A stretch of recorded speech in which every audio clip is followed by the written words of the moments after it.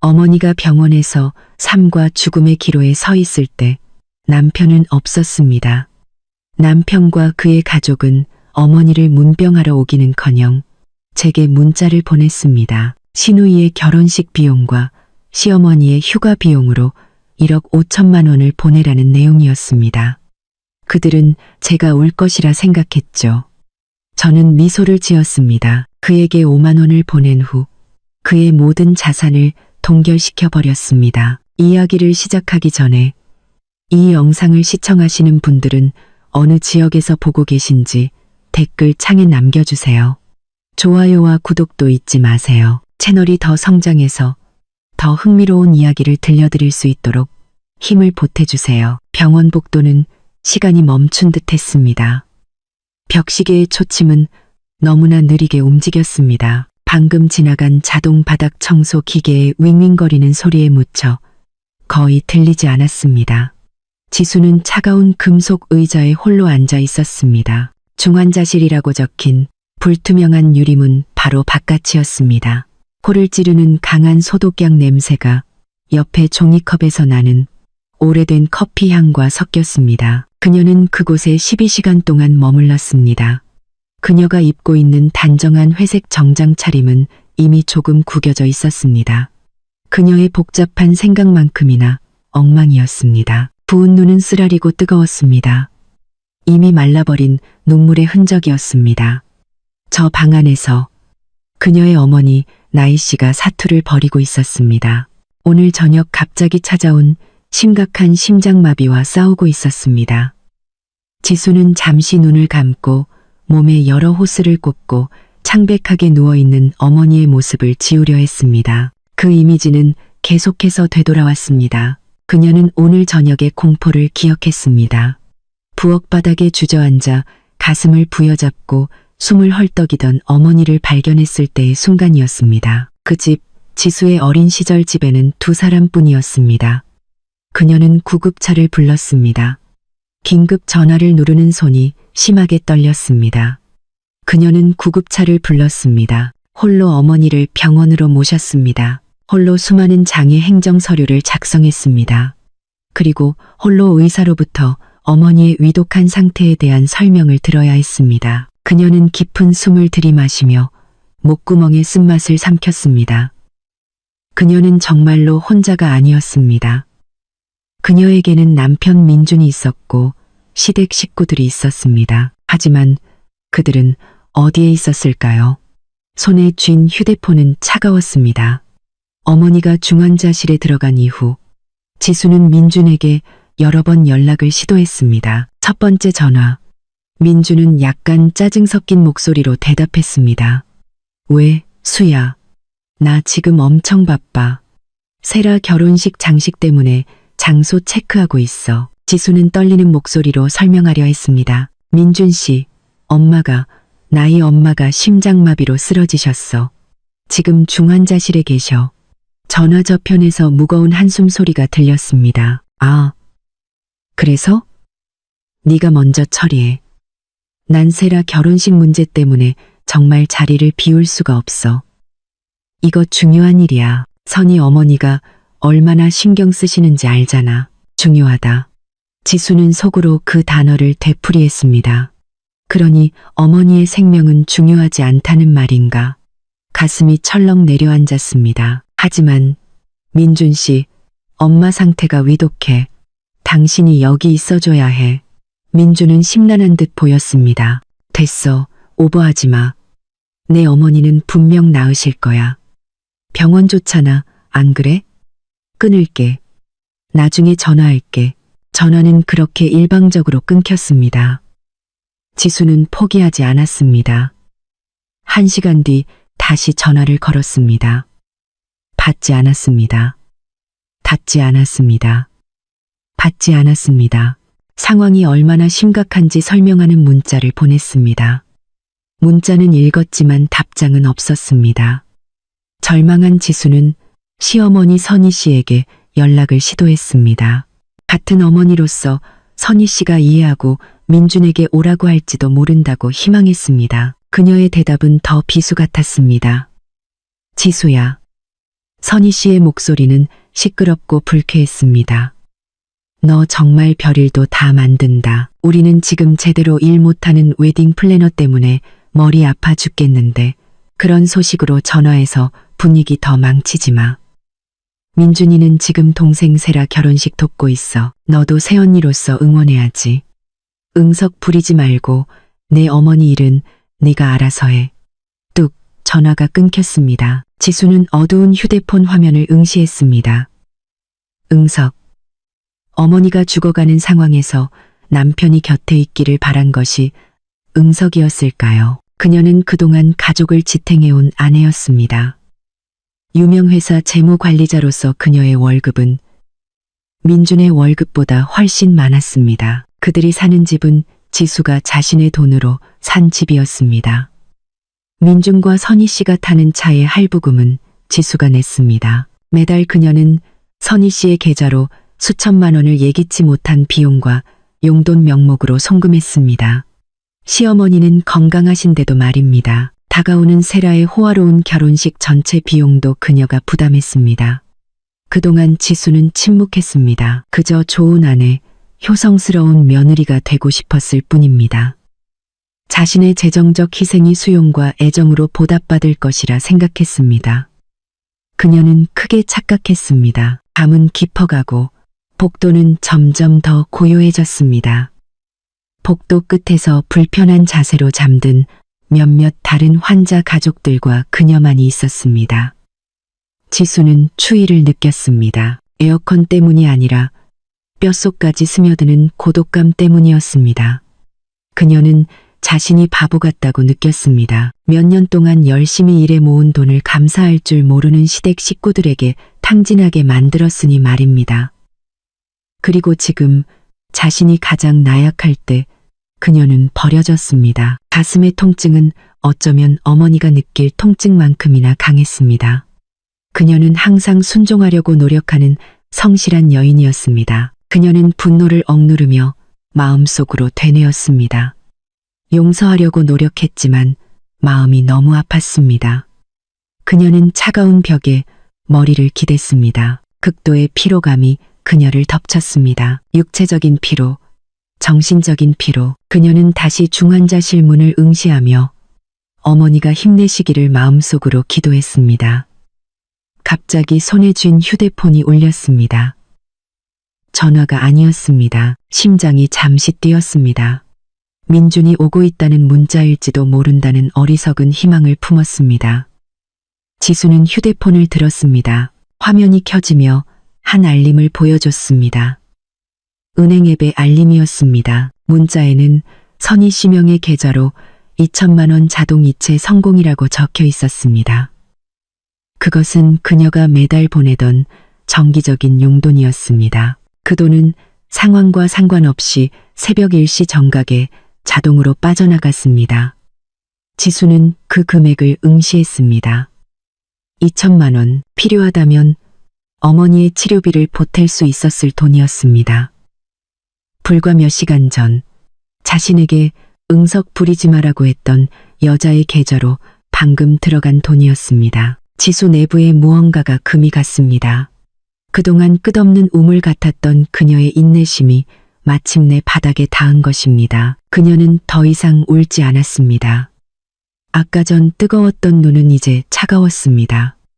그녀는 그 알림을 끄고 다시 중환자실 문을 똑바로 응시했습니다. 이 밤은 아직 길었지만 지수는 무언가가 영원히 끝났다는 것을 알고 있었습니다. 이틀이 안개 속처럼 흘러갔습니다. 지수는 병원을 거의 떠나지 않았습니다. 잠시 집에 가서 샤워하고 옷을 갈아입고 다시 어머니 곁으로 돌아왔습니다. 그녀는 대기 의자에서 잠을 잤고 간호사의 발소리가 들릴 때마다 깨어났습니다. 나이 어머니의 상태는 여전히 안정적이지만 위독했습니다. 의식은 돌아오지 않았습니다. 의사는 앞으로 이틀이 매우 결정적인 시기가 될 것이라고 말했습니다. 지수는 어머니 침대 옆에서 기도문을 읽고 경전을 읽으며 시간을 보냈습니다. 그녀의 목소리가 어머니를 감싸고 있는 혼수 상태의 안개를 뚫기를 바라면서 말입니다. 이 이틀 동안 그녀의 휴대폰은 계속해서 울렸습니다. 민준, 선희 씨, 세라에게서 온 수십 통의 부재중 전화, 쌓여있는 수백 개의 읽지 않은 문자. 지수는 2천만 원 자동이체가 추가되지 않은 것에 그들이 분명 화가 났을 것이라는 것을 알았습니다. 아니면 민준이 그녀를 무시한 것에 화가 났을 수도 있습니다. 지수는 상관하지 않았습니다. 그녀는 벨소리를 끄고 진동만 남겼습니다.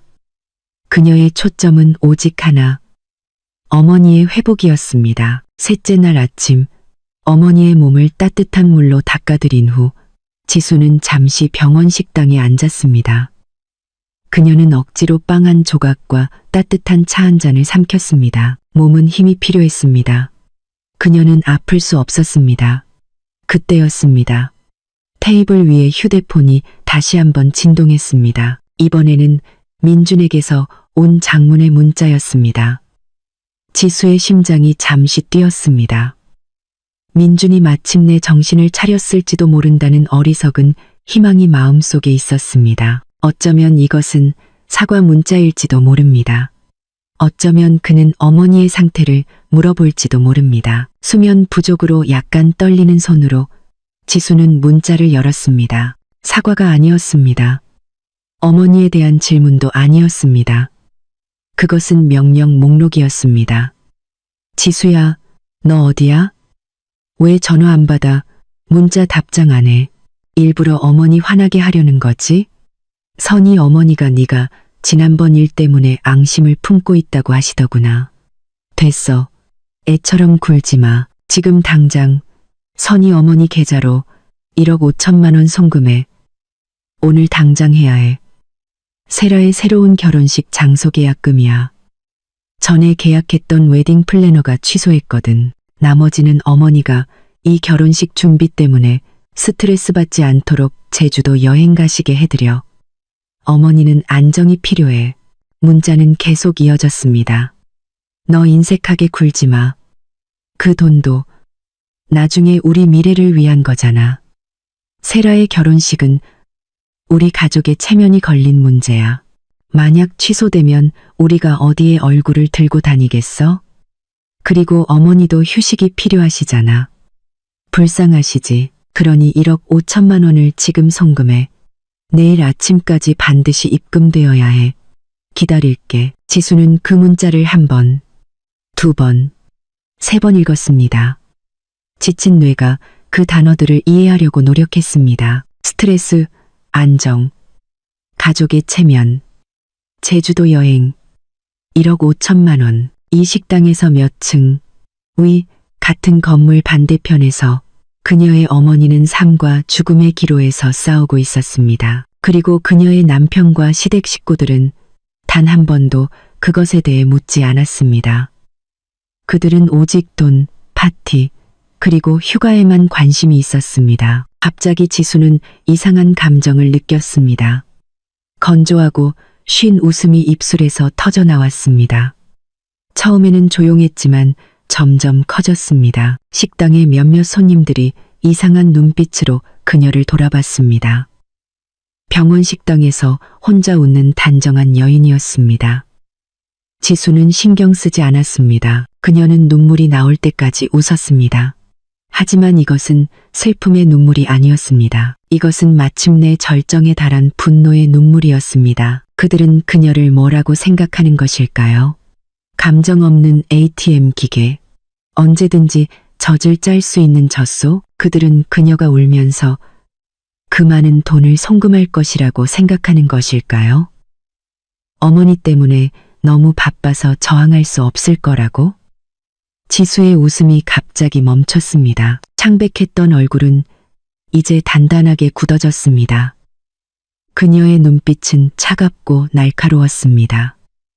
모든 것이 너무나 명확해졌습니다. 그녀의 머릿속 안개는 사라지고 불타는 결의로 대체되었습니다. 그동안 그녀는 의무라고 생각했기 때문에 참았습니다.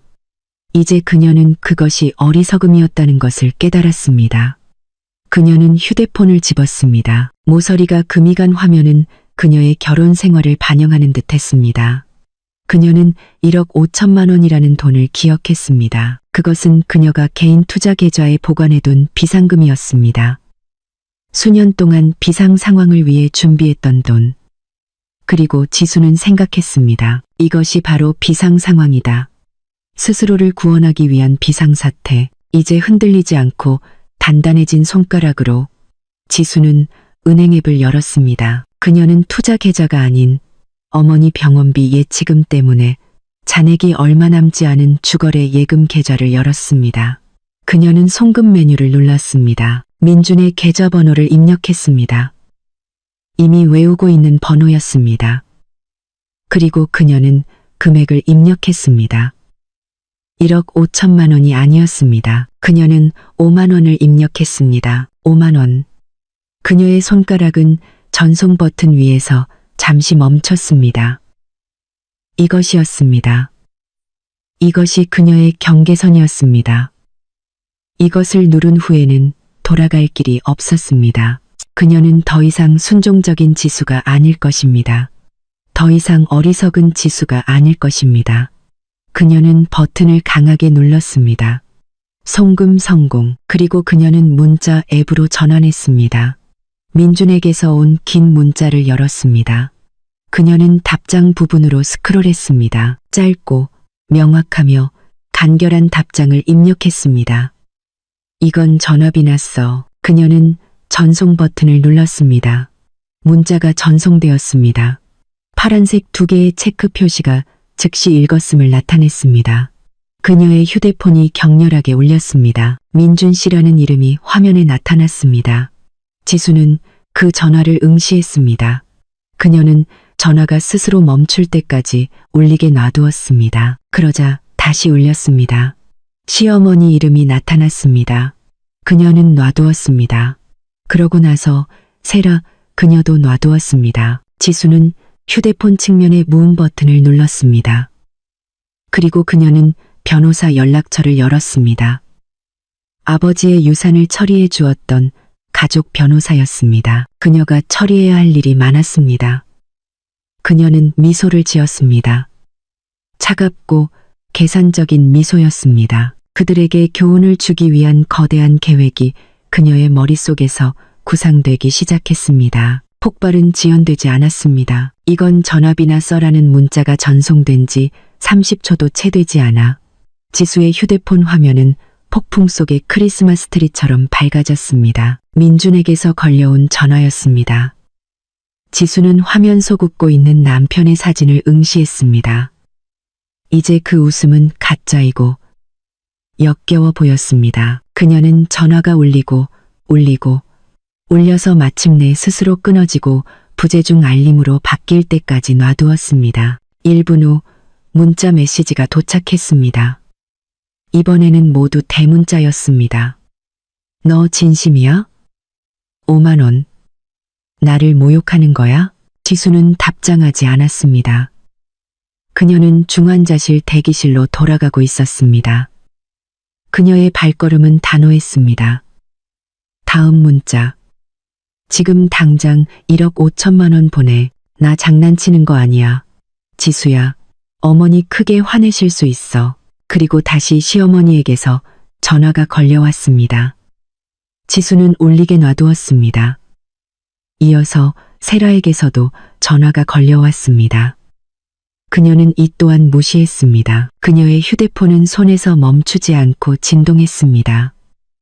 그 진동은 원거리에서 오는 분노의 윙윙거림처럼 느껴졌습니다. 하지만 이상하게도 그것은 그녀를 두렵게 하지 않았습니다. 오히려 그녀를 더욱 강하게 만들었습니다. 음성 메시지가 도착하기 시작했습니다. 지수는 그 내용이 무엇인지 듣지 않아도 알 수 있었습니다. 그녀는 선희 씨의 날카로운 목소리가 자신을 욕하는 것을 상상할 수 있었습니다. 그녀를 불효한 아내, 배은망덕한 며느리, 인색한 사람이라고 불렀을 것입니다. 그동안 감히 뒤에서만 말했던 모든 별명들 말입니다. 그녀는 세라가 울면서 자신의 꿈의 결혼식이 망하면 지수 탓을 할 것이라고 상상했습니다. 그리고 민준, 그녀의 남편은 분명 어머니와 여동생의 요구 사이에 끼어 공황 상태에 빠져 이제야 자신의 돈줄이 반항하고 있음을 깨달았을 것입니다. 지수는 다시 차가운 금속 의자에 앉았습니다. 그녀는 사진첩을 열어 한 달 전 함께 점심을 먹을 때 환하게 웃던 어머니의 사진을 응시했습니다. 그 진심 어린 미소는 시댁 식구들의 교활한 미소와 극명하게 대조되었습니다. 그동안 지수는 열심히 일했고 항상 인내하고 선을 행해야 한다는 것을 상기하며 살았습니다. 그녀는 자신의 인내가 신앙이라고 생각했지만 잊고 있었습니다. 또한 스스로를 학대당하게 놔두지 말라고 가르쳤다는 것을 말입니다. 오용된 친절은 어리석음이라는 것을 잊었습니다. 휴대폰이 다시 진동했습니다. 민준에게서 온 새 문자였습니다. 알겠어. 알겠어. 내 어머니 일 때문에 화난 거지? 미안해. 지금 돈 보내주면 나중에 내 어머니 문병 갈게. 약속할게. 약속. 너무나 값싼 단어였습니다. 지수는 휴대폰 측면의 무음 버튼을 눌렀습니다. 벨 소리뿐만 아니라 진동도 껐습니다. 그녀는 다음 단계를 수행하기 위해 평온함이 필요했습니다. 그녀는 더 이상 그 기생충들의 징징거림에 방해받을 수 없었습니다. 그녀는 연락처에서 한 이름을 찾았습니다. 오랫동안 연락하지 않았지만 비상시를 위해 항상 보관해둔 이름. 하정우 변호사. 하 변호사는 돌아가신 아버지의 친구였습니다. 민준과 결혼하기 전에 아버지의 모든 유산과 자산을 정리하는 것을 도와준 변호사였습니다. 지수는 휴대폰을 들고 병원 정원이 보이는 창문 근처의 더 조용한 복도 구석으로 갔습니다. 그녀는 깊은 숨을 들이마셨습니다. 그리고 전화 버튼을 눌렀습니다. 여보세요. 좋은 아침입니다. 하정우입니다. 전화 저편에서 묵직한 목소리가 인사했습니다. 좋은 아침입니다. 하 변호사님, 저 지수입니다. 지수는 말했습니다.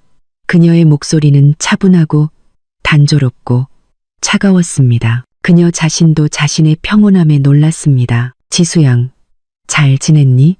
아침 일찍 웬일이니? 좋은 소식이길 바라네. 하 변호사의 목소리에는 아버지 같은 온정이 있었습니다. 제 안부는 이제 좋아지는 과정에 있습니다만 어머니께서 중환자실에 계십니다. 지수는 간결하게 말했습니다. 죄송하지만 제가 한가롭게 인사를 나눌 시간이 많지 않습니다. 변호사님의 법적 도움이 지금 당장 필요합니다. 하 변호사의 목소리가 즉시 진지하게 바뀌었습니다. 물론이지. 지수양. 무엇이든 말해. 저는 민준 씨와 제 공동 명의로 된 모든 계좌를 동결시켜 주시기를 바랍니다. 전부요. 지수는 망설임 없이 말했습니다. 공동 계좌, 좋습니다. 처리할 수 있습니다. 자산 대부분이 당신 명의로 되어 있죠? 대부분이 아니라 전부입니다. 민준 씨는 거기에 단 한 푼도 넣은 적이 없습니다. 알겠습니다. 하 변호사가 말했습니다. 다음으로 지수가 계속 말했습니다. 그녀의 눈은 바깥 정원을 똑바로 응시했습니다. 제 모든 개인 계좌에서 민준, 선희, 그리고 그의 여동생 세라명의 계좌로 가는 모든 자동이체나 정기 송금 지시를 중단시켜 주시기를 바랍니다. 지금 이 순간부터 중단해 주세요. 좋습니다. 그것은 쉽습니다. 바로 처리하겠습니다. 지수는 숨을 들이마셨습니다. 이것이 가장 중요했습니다. 세 번째, 저희가 지금 살고 있는 강남 도곡동의 집이 100% 제 명의인지 다시 확인해 주십시오. 순수한 아버지의 유산이며 공동재산이 아니죠? 잠시 멈춤이 들렸습니다. 아마도 하 변호사가 컴퓨터에서 데이터를 확인하는 중이었을 것입니다. 맞습니다. 지수양. 소유권 증명서는 순전히 안지수양 명의이며 결혼 전에 취득했습니다. 당신의 배우자는 그 집에 단 한 푼의 권리도 없습니다. 잘 됐군요. 지수는 속삭였습니다. 저는 변호사님께서 즉시 그 집의 매각을 진행해 주시기를 바랍니다. 오늘부터요. 광고를 내고 부동산 중개인에게 연락하십시오.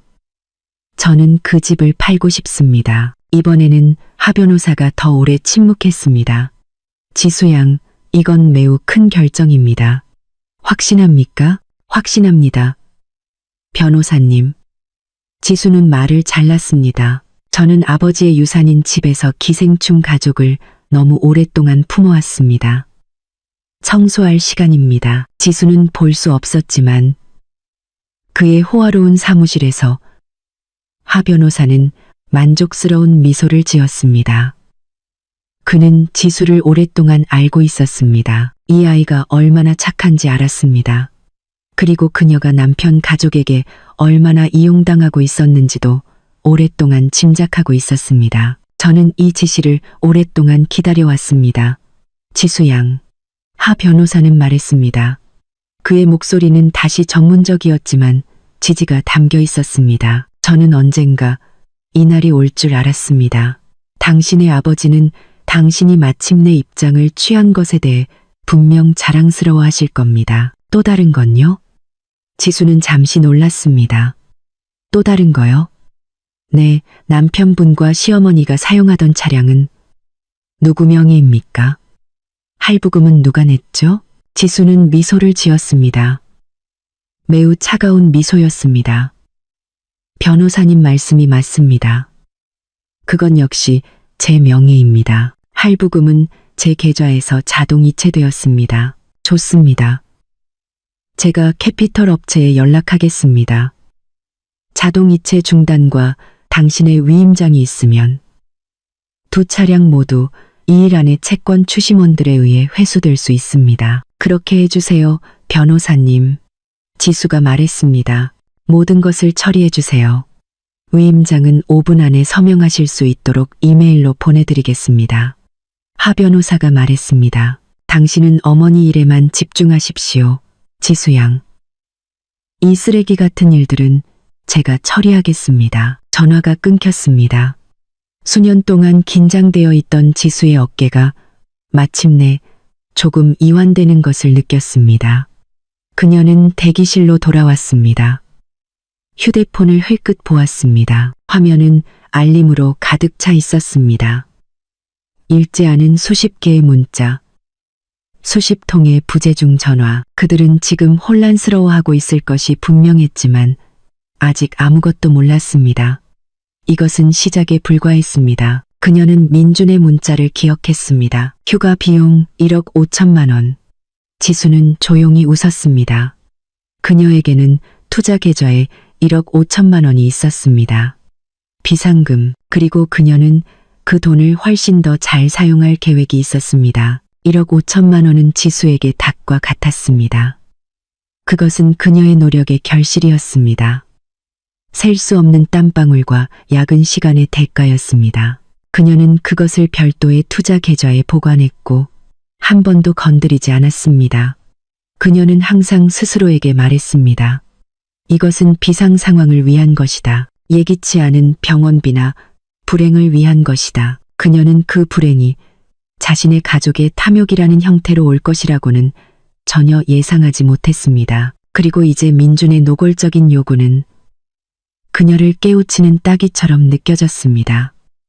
이것은 비상 상황이었습니다. 그녀의 온전한 정신, 자존감, 그리고 미래를 구하기 위한 비상사태. 하 변호사와 통화한 후 지수는 초점이 다시 날카로워졌음을 느꼈습니다. 그녀는 더 이상 궁지에 몰린 피해자가 아니었습니다. 그녀는 막 자신의 말을 공격 위치로 옮긴 체스 선수였습니다. 그녀는 다시 어머니 침대 옆에 앉았습니다. 나희 씨는 여전히 약물의 영향으로 깊은 잠에 빠져 있었습니다. 호흡은 기계의 도움으로 규칙적이었습니다. 따뜻하지만 약해진 어머니의 손을 잡으며 지수는 힘을 얻는 것을 느꼈습니다. 그녀는 휴대폰을 들었습니다. 민준 가족의 욕설을 확인하기 위해서가 아니라 약간의 조사를 하기 위해서였습니다.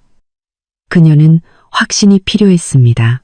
그녀는 민준의 여동생 세라와의 대화 기록을 열었습니다. 그녀는 세라가 자신의 승인, 더 정확히는 예산 승인을 요청하며 보냈던 수십 장의 웨딩드레스 사진과 호화로운 장식 샘플을 지나 스크롤했습니다. 마침내 그녀는 그것을 발견했습니다.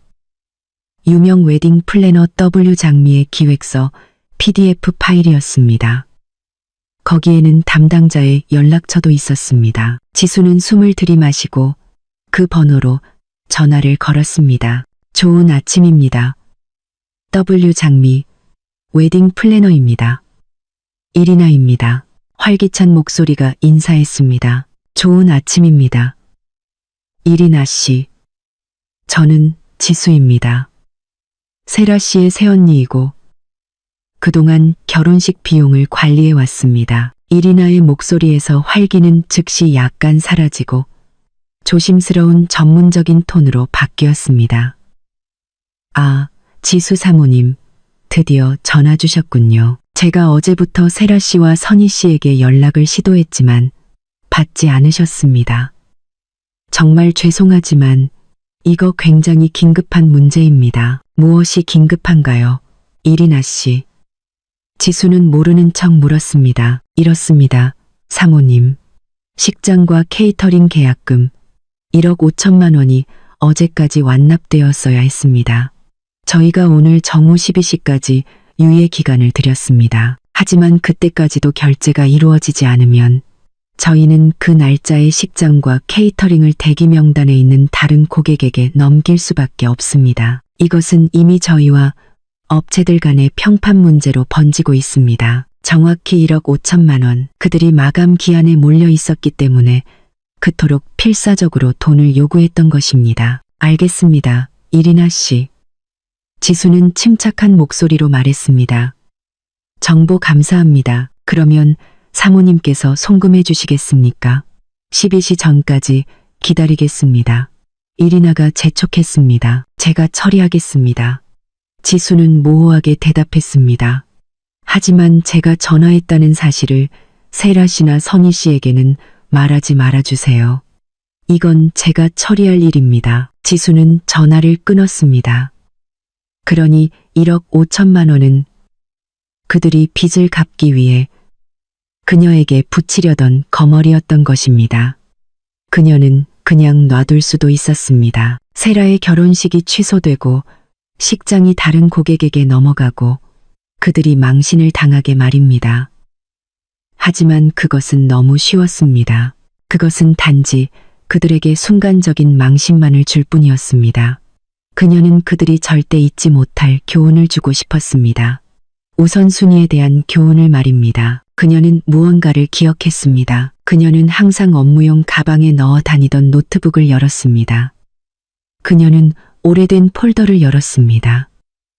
약 1년 전 어머니와 주고받은 이메일 대화가 있었습니다. 어머니는 그녀에게 한 웹사이트 링크를 보내셨습니다. 지수야, 이거 봐. 어린이 자비재단이야.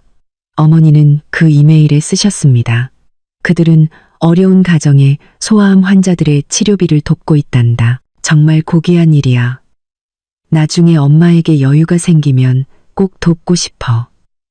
그 아이들의 기도는 반드시 이루어질 거야. 어머니는 한 번도 여유가 생긴 적이 없었습니다. 왜냐하면 어머니에게 돌아가야 할 모든 수입, 지수가 어머니에게 해드리고 싶었던 모든 효도는 끝없는 바닥처럼 보였던 선희 씨와 민준의 주머니로 흘러들어갔기 때문입니다. 지수의 눈이 뜨거워졌습니다. 그녀의 어머니는 가난함 속에서도 다른 사람들을 생각했습니다. 반면에 그녀의 시부모는 풍요로움 속에서도 오직 자신만을 생각했습니다. 지수는 그 재단의 웹사이트를 열었습니다. 기부 페이지가 선명하게 보였습니다. 머리가 삭발되었지만 꿋꿋하게 웃고 있는 어린아이들의 사진이 있었습니다. 지수의 마음이 움직였습니다. 이것이었습니다. 이것이 그녀의 기도에 대한 응답이었습니다. 이것이 1억 5천만 원을 사용할 가장 좋은 방법이었습니다. 그녀는 단 1초도 망설이지 않았습니다. 그녀는 은행 앱을 열고 투자 계좌에 접속했습니다. 그녀는 비상금 인출을 요청했습니다. 프로세스는 즉시 이루어졌습니다. 그리고 그녀는 기부 페이지로 돌아갔습니다. 그녀는 1억 5천만 원을 입력했습니다. 기부자 이름 칸에 그녀는 자신의 이름을 쓰지 않았습니다. 그녀는 단호한 손가락으로 입력했습니다. 나이 씨의 쾌유를 기원하며 익명으로 그녀는 그 재단, 그 아이들의 모든 기도가 중환자실에 누워있는 어머니에게 직접 흘러가기를 원했습니다. 그녀는 송금 확인을 클릭했습니다. 거래 성공, 공식 송금 확인 이메일이 즉시 그녀의 받은 편지함으로 들어왔습니다. 지수는 그 송금 증명서에 스크린샷을 찍었습니다. 은행 로고, 송금액, 그리고 수취인 이름이 담긴 단순한 이미지였습니다. 어린이 자비재단, 이것이 그녀의 무기였습니다. 터지는 폭탄이 아니라 그들의 오만함의 심장을 정확히 도려내는 외과용 칼이었습니다. 그녀는 카카오톡을 열었습니다. 그녀는 쏟아지는 분노의 개인 메시지들을 무시했습니다. 그녀는 즉시 민준의 대가족 그룹 채팅방으로 향했습니다. 민준의 모든 거만한 이모, 삼촌, 사촌들이 있는 그룹이었습니다. 선희 씨가 민준의 성공과 자신의 며느리 지수가 얼마나 후한지 항상 자랑하던 그룹이었습니다. 세라의 호화로운 결혼식 계획이 매일 논의되던 바로 그 그룹이었습니다. 지수는 숨을 들이마셨습니다. 그녀는 단 한마디도 입력하지 않았습니다. 설명도 맞받아치는 욕설도 없었습니다. 그녀는 그저 1억 5천만 원 송금 증명서에 스크린샷 이미지를 선택했습니다. 그리고 전송 버튼을 눌렀습니다. 메시지가 전송되었습니다. 회색 체크 1개, 그러고 나서 몇 초 만에 파란색 2개의 체크 표시로 바뀌었습니다. 읽었습니다. 분명 누군가 온라인에 있었습니다. 아마도 선희 씨 본인이나 지수의 송금 소식을 초조하게 기다리고 있던 세라일 것입니다. 그들은 분명 그 메시지를 열어보았을 것입니다. 자신들의 웨딩 플래너에게 보낼 송금 증명서라고 생각하면서 말입니다. 지수는 그들의 혼란을 상상할 수 있었습니다. 그들은 파티와 휴가를 위해 1억 5천만 원을 요구했습니다. 대신 그들은 자선단체에 기부된 1억 5천만 원의 증거를 받았습니다. 지수는 휴대폰을 테이블에 내려놓았습니다. 화면이 아래를 향하도록 말입니다. 그녀는 모바일 데이터를 껐습니다. 오늘로 충분합니다.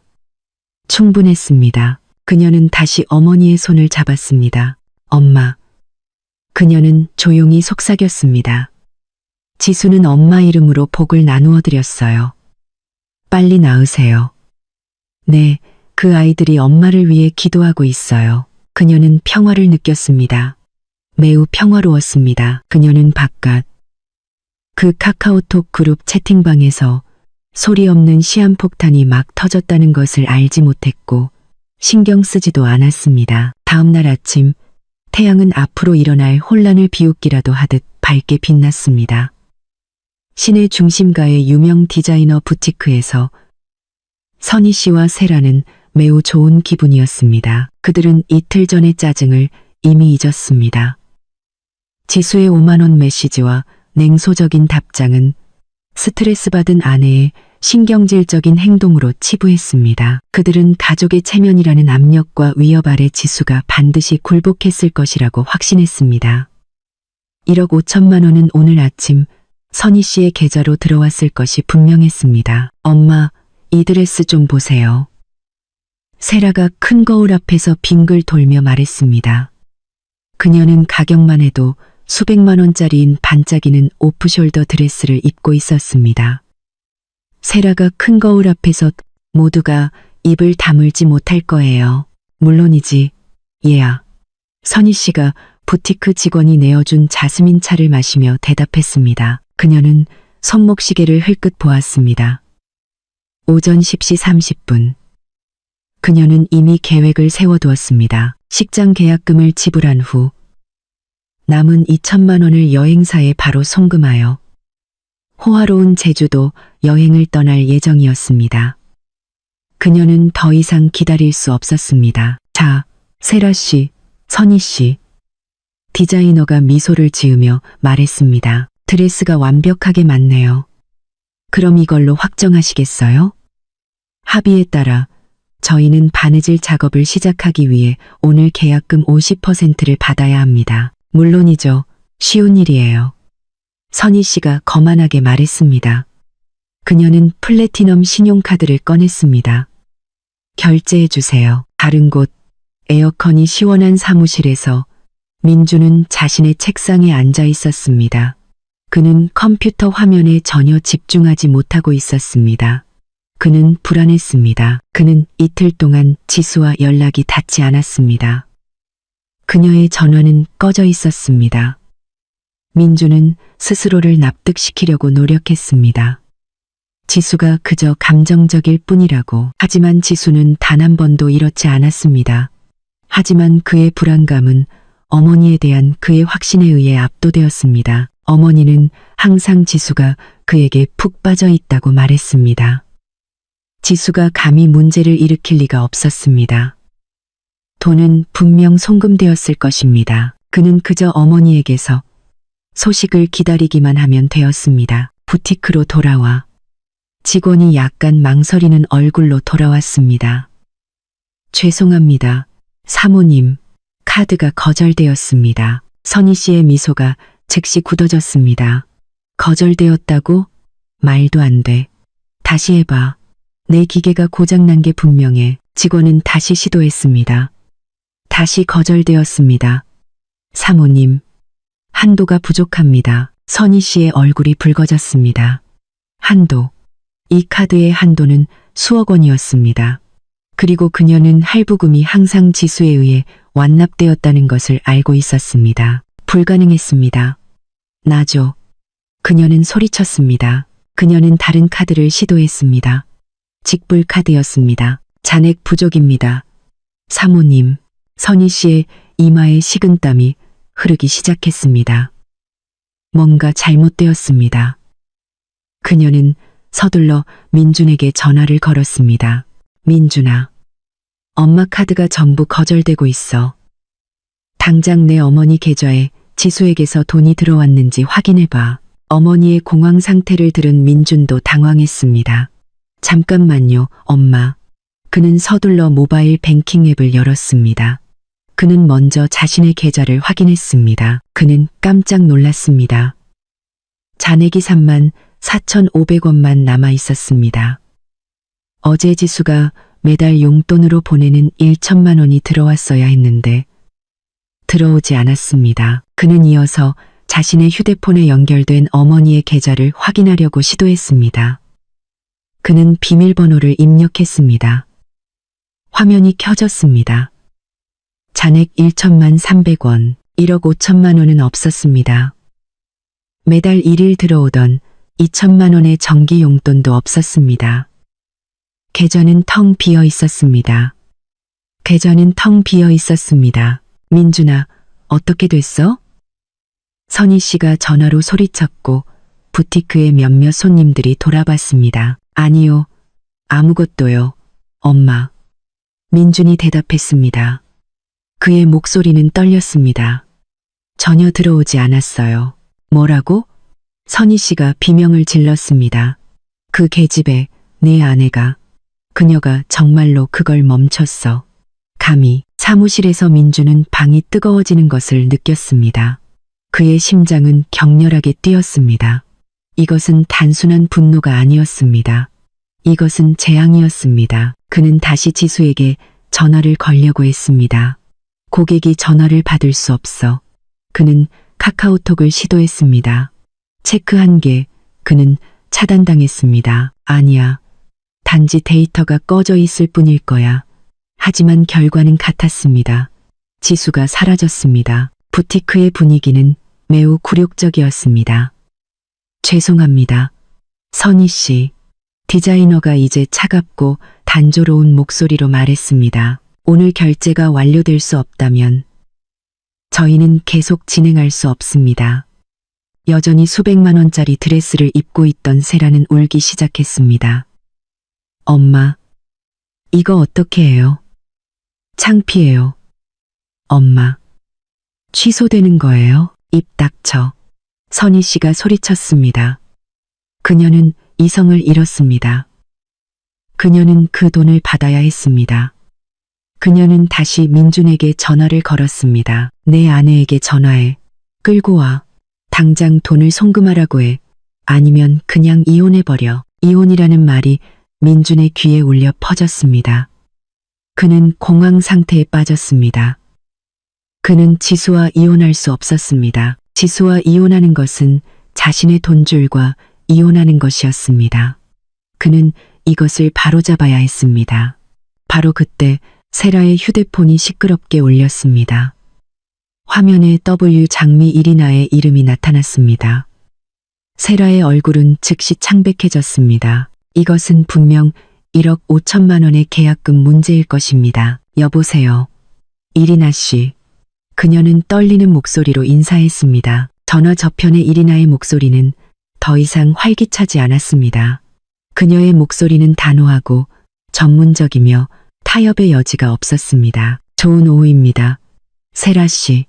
지금 시각은 12시 5분입니다. 1억 5천만 원의 계약금이 입금되지 않았음을 확인합니다. 네, 죄송해요. 지금 문제가 좀. 이리나가 그녀의 말을 잘랐습니다. 변명할 필요 없습니다. 세라 씨. 괴라 씨, 저희 계약에 따라 결제 마감 기한이 지났으므로 세라 씨 명의의 해당 날짜, 식장, 케이터링, 그리고 모든 업체 예약은 공식적으로 취소됩니다. 취소요? 세라가 비명을 질렀습니다. 그녀의 눈이 공포에 질려 커졌습니다. 맞습니다. 그리고 한 가지 더. 이리나가 계속 말했습니다.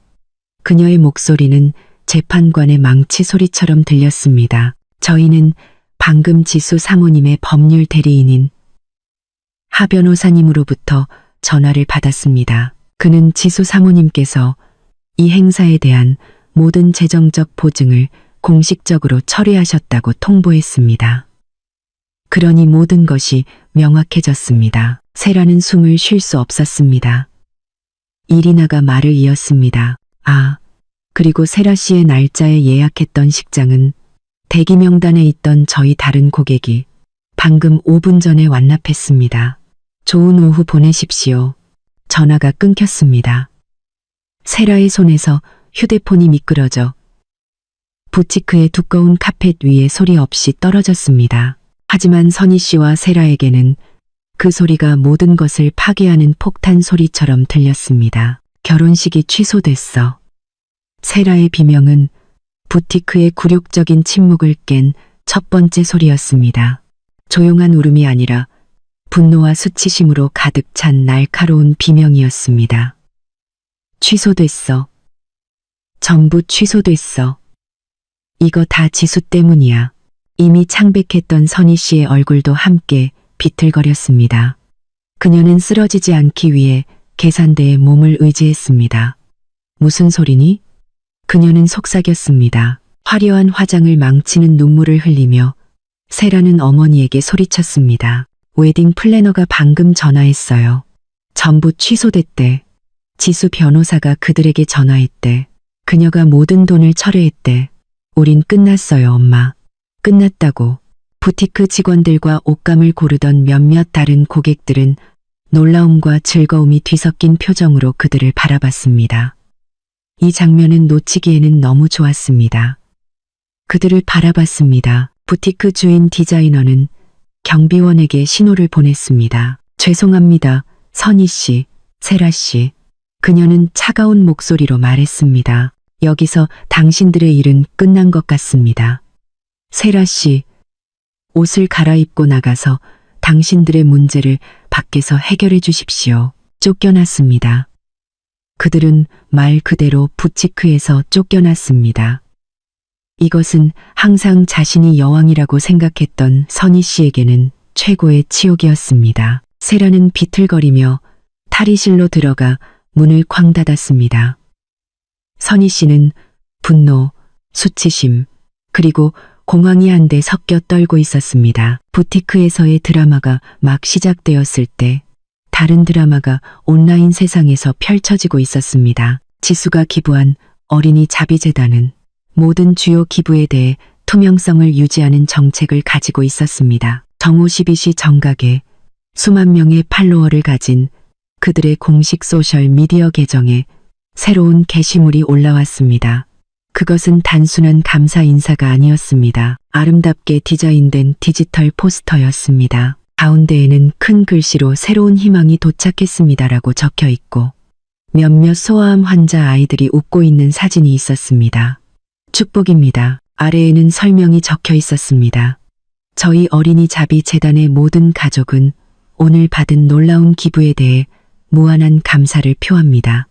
1억 5천만 원입니다. 1억 5천만 원은 자신의 어머니의 쾌유를 위해 이 기부를 헌정하신 고귀한 익명의 기부자님께서 기부해 주셨습니다. 나희 씨의 쾌유를 기원하며 익명으로 기부해 주신 기부자님께 감사드립니다. 이 기부금은 앞으로 6개월 동안 저희 소아암 투병 어린이 10명의 화학요법 치료비와 생활비를 전액 지원할 것입니다. 저희 모두는 아이들과 함께 나희 어머니께서 속히 병고에서 벗어나 완전히 회복하시기를 기도합니다. 아멘. 그 게시물은 즉시 폭발했습니다. 몇 분 만에 수백 개의 좋아요와 댓글이 쏟아졌습니다. 많은 사람들이 그 기도에 동의했고, 물론 그 게시물은 선희 씨의 친구들의 소셜미디어 피드에도 나타났습니다. 그들 모두는 이미지 관리를 위해 서로를 팔로우하고 몇몇 큰 재단 계정도 팔로우했기 때문입니다. 동시에 지수의 스크린샷 이후 잠시 조용했던 민준의 대가족 그룹 채팅방이 다시 진동하기 시작했습니다. 민준의 이모가 그것을 처음으로 알아차렸습니다. 그녀는 재단의 게시물을 그룹에 전달했습니다. 세상에, 정말 고귀하네. 이모가 썼습니다. 이거 아프다고 했던 지순의 나이 어머니 맞지? 다른 민준의 사촌이 거들었습니다. 와, 1억 5천만 원. 어제 지수가 스크린샷 보낸 금액이랑 똑같네. 그러니까 그게 정말로 기부된 거였어. 민준의 삼촌이 댓글을 달았습니다. 내 며느리 대단하다, 선이야. 남편이 파티 비용을 요구하는 순간에 아픈 어머니의 이름으로 자선을 택했어. 이 시대의 현숙한 아내로구나. 산산조각 난 마음으로 부티크에서 막 나와 휴대폰을 켠 선희 씨의 휴대폰은 이 알림들로 넘쳐났습니다. 그녀는 그룹 채팅방을 열었습니다. 쏟아지는 댓글들을 읽자 눈이 커졌습니다. 지수에 대한 칭찬은 그녀의 얼굴에 가해지는 불타는 따귀처럼 느껴졌습니다. 그러자 개인 메시지가 들어오기 시작했습니다. 그녀의 개모임 친구에게서였습니다. 선이야, 나 재단 게시물 봤어. 미쳤다. 1억 5천만 원이라니. 내 며느리 정말 대단하다. 근데 아까 부티크 사람한테 들었는데 세라 결혼식이 취소됐대. 어쩜 그래? 돈이 있는데 기부를 하다니. 또 다른 메시지가 들어왔습니다. 선희 씨 세라 결혼식이 웨딩 플래너에게 돈을 안 내서 취소된 게 사실이에요. 근데 며느리가 1억 5천만 원을 기부했다고요? 이게 대체 무슨 일이에요? 그들의 몰락은 이제 대중의 소비 거리가 되었습니다. 그들은 돈을 얻는데 실패했을 뿐만이 아니었습니다.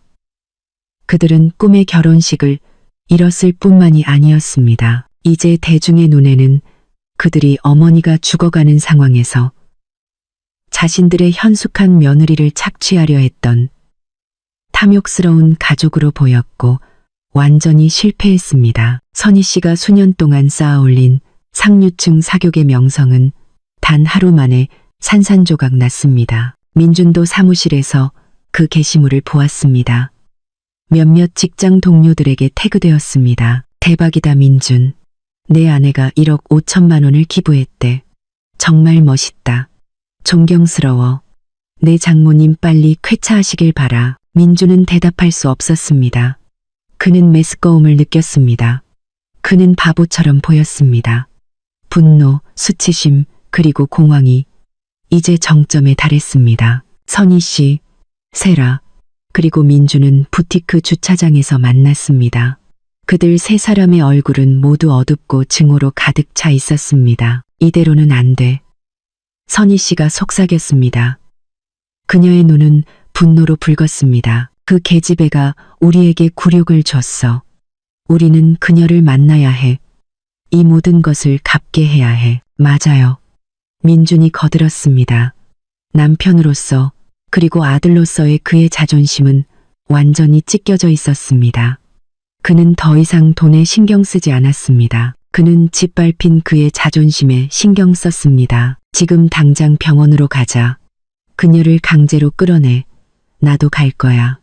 세라가 소리쳤습니다. 내가 그 단정한 스카프를 잡아채 버릴 거야. 맹목적인 분노로 그들 세 사람은 민준의 차 할부금을 지수가 내는 차에 올라탔습니다. 그들은 병원을 향해 질주했습니다. 그들은 이것이 그 차와의 마지막 여정이 될 것임을 알지 못했습니다. 그들은 폭풍처럼 병원 로비에 도착했습니다. 빠르게 걷고 화를 내며 사람들의 시선에는 신경 쓰지 않았습니다. 그들은 곧장 안내 데스크로 향했습니다. 우리는 지수 씨를 만나야 합니다. 그녀의 어머니가 입원한 병실이 어디입니까? 민준이 소리쳤습니다. 그녀의 어머니가 입원한 병실이 어디입니까? 접수원은 놀랐습니다. 죄송합니다. 성함이 어떻게 되시나요? 나이 씨요. 나이 어머니요. 선희 씨가 참을성 없이 대답했습니다. 접수원은 컴퓨터에 입력했습니다. 그러고 나서 얼굴을 들었습니다. 그녀의 표정은 전문적으로 바뀌었습니다. 그녀의 표정은 전문적으로 바뀌었습니다. 죄송합니다. 사모님, 사장님. 나이 씨 환자분은 중환자실에 계십니다. 알았어요. 우리 중환자실로 갈 거예요. 민주는 말을 자르고 엘리베이터 쪽으로 바로 걸어갔습니다. 잠깐만요, 사장님. 건장한 체격의 병원 경비원 2명이 갑자기 그들 앞에 서서 길을 막았습니다. 이게 무슨 일입니까? 민준이 물었습니다. 그의 목소리가 높아졌습니다. 더 키가 큰 경비원은 침착하지만 단호하게 그들을 응시했습니다. 죄송합니다. 사장님, 사모님. 환자의 보호자인 지수 씨의 특별 요청에 따라 지시를 받았습니다. 민준 사장님, 선희 사모님, 그리고 세라 씨는 병원 전체 구역에서 환자를 방문하거나 지수 씨를 만나는 것이 특별히 금지되어 있습니다. 그 거부는 갑자기 그들 앞에 생긴 콘크리트 벽처럼 느껴졌습니다. 민준, 선희 씨, 그리고 세라는 갑자기 붐비는 듯한 병원 로비에서 얼어붙은 채 서 있었습니다. 호기심 어린 몇몇 방문객과 간호사들의 시선이 그들을 찔렀습니다. 2명의 건장한 경비원은 말없이 서 있었고 그들의 얼굴은 전문적이었지만 협상의 여지가 없었습니다. 이럴 수 없습니다. 민준이 한 걸음 앞으로 나섰습니다. 자신의 마지막 권위를 사용하려 했습니다. 저는 그녀의 남편입니다. 지수는 제 아내입니다. 저에게는 권리가 있습니다. 더 키가 큰 경비원이 고개를 약간 기울였습니다. 죄송합니다. 사장님, 남편으로서의 당신의 권리가 환자 보호자의 지시를 무효화하지는 못합니다. 지수 씨는 특히 사장님, 사모님, 그리고 세라 씨의 이름을 언급하셨습니다.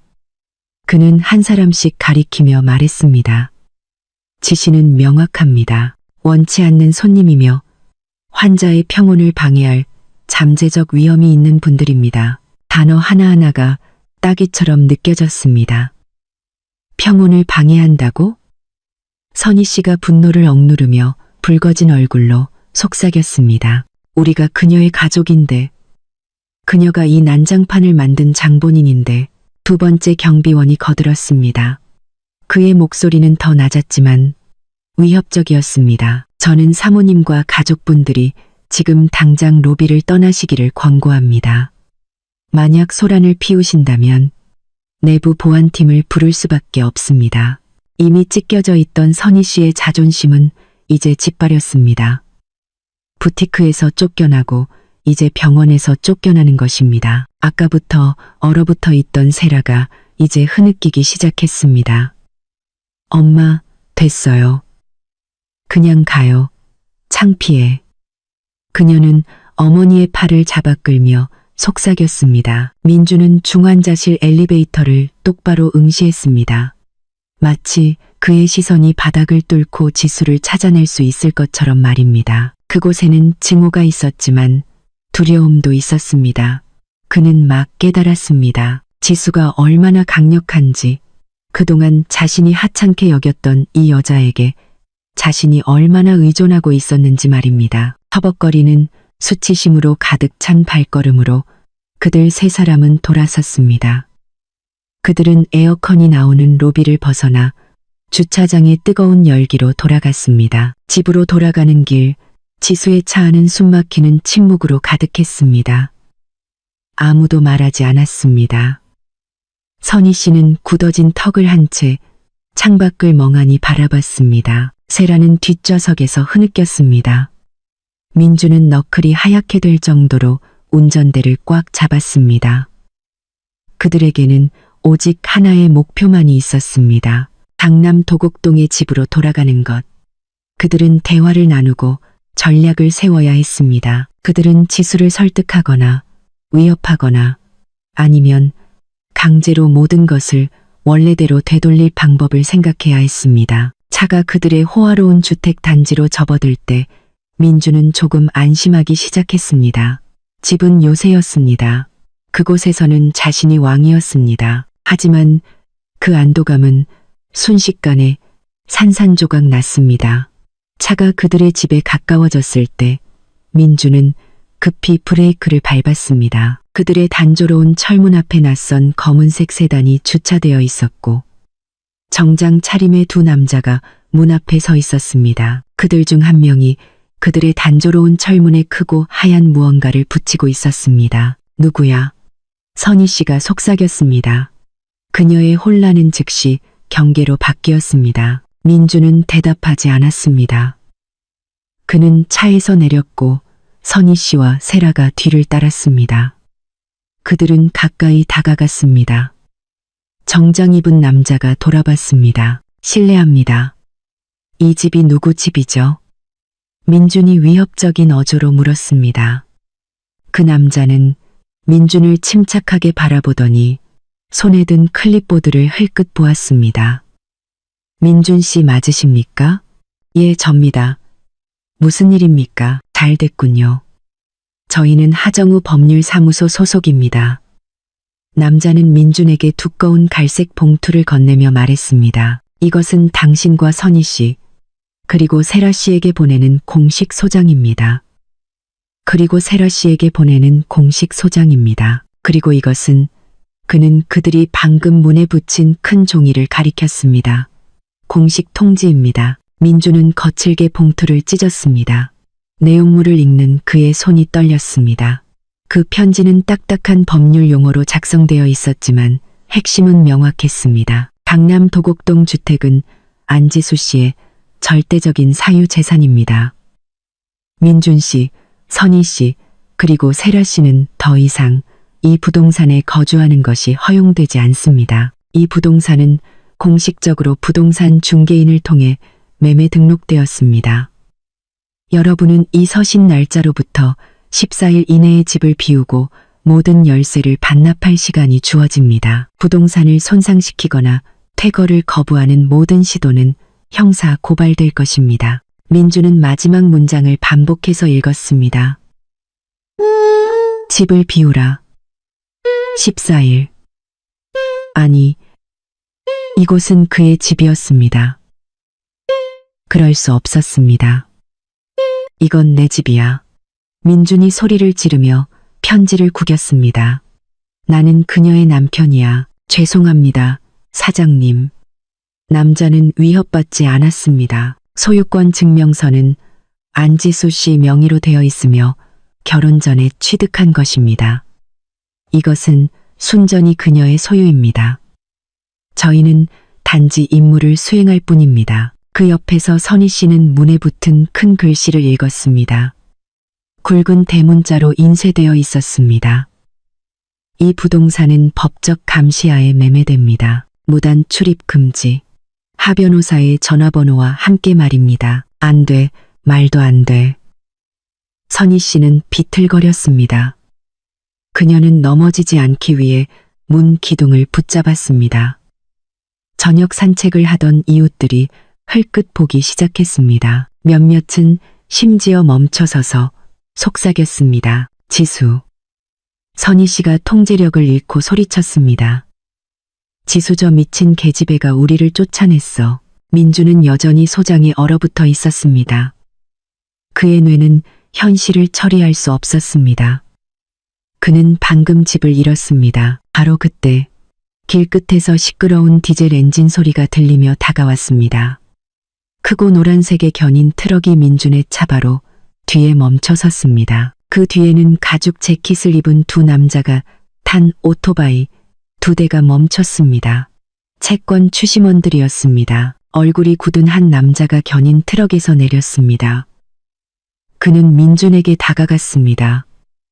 실례합니다. 이은색 현대 투싼 차량 번호 1234 맞습니까? 여전히 혼란스러운 민준은 고개를 끄덕일 뿐이었습니다. 그 남자는 회수 명령서를 보여주었습니다. 저희는 캐피털 업체 소속입니다. 이 차량에 대한 지수 씨 명의의 할부금 납입이 소유주에 의해 일방적으로 중단되었습니다. 계약에 따라 저희는 이 차량을 회수하도록 지시받았습니다. 지금 바로 열쇠를 인계해 주십시오. 민주는 그 서류를 바라보고 그의 차를 바라보고 그리고 얼굴이 굳은 그 남자를 바라봤습니다. 그는 이제 깨달았습니다. 물론 그가 친구들에게 자랑했던 그 차도, 그가 어머니를 모시고 쇼핑하러 갔던 그 차도 그의 것이 아니었습니다. 지수의 것이었습니다. 잠깐만요. 민준이 공황 상태에 빠져 말했습니다. 이건 오해입니다. 제가 낼게요. 죄송합니다, 사장님. 그 남자는 참을성이 없었습니다. 지시는 돈을 받는 것이 아니라 차량을 회수하는 것입니다. 열쇠는 사장님께 있죠. 그는 이미 참지 못하고 있었습니다. 이건 내 차야. 너희들 가. 민준이 소리쳤습니다. 그 남자는 오토바이에 타고 있던 그의 두 동료에게 신호를 보냈습니다. 그들은 내렸고 그들의 몸은 건장했습니다. 분위기는 즉시 위협적으로 변했습니다. 사장님, 순순히 인계하시겠습니까? 아니면 강제로 가져가야 할까요? 채권 추심원이 단조로운 목소리로 말했습니다. 새라는 겁에 질려 비명을 질렀습니다. 선희 씨는 시체처럼 창백한 얼굴로 할 말을 잃었습니다. 민주는 떨었습니다. 그는 왼쪽의 법률 사무소 사람들을 바라봤습니다. 그는 오른쪽의 채권 추심원들을 바라봤습니다. 그의 집문에는 판매 중이라는 표지판이 붙어 있었습니다.